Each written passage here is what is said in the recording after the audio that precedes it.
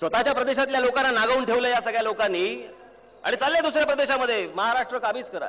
काय घोषणा देतात? मायावती ज्यावेळेला इथे आल्या त्यावेळेला पण तीच घोषणा, मुलायम सिंग यादव ज्यावेळेला इकडे आले त्यावेळेला पण तीच घोषणा. काय उत्तर प्रदेश तो झाकी है, महाराष्ट्र अभी बाकी है.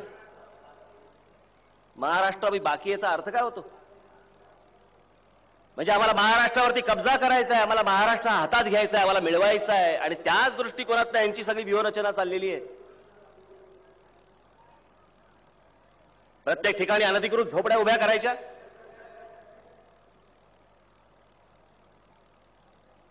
तिथे जाणार नाहीत त्या मेधा पाटकर. कुठचा तो आयोग? काय मानवाधिकार आयोग, ह्युमन राईट्स कमिशन. हे हल्ली इकडेच असतात कारण गुजरातमध्ये येऊ देत नाहीत.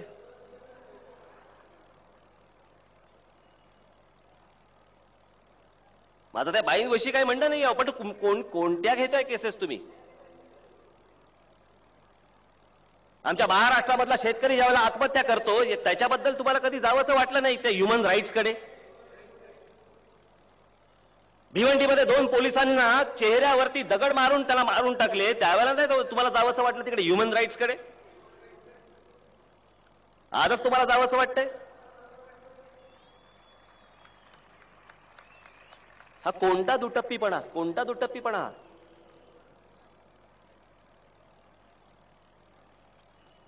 ते एक दुसरीच्या आयल ते बसले बिहारमध्ये कानाचे केस वाढवून.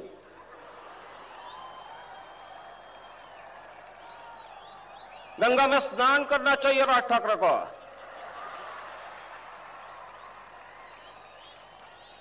छठ पूजा उसके घर के बाहर आके करेंगे हम लोग. येऊन तर बघ साल्या, परत जातो की नाही बघ.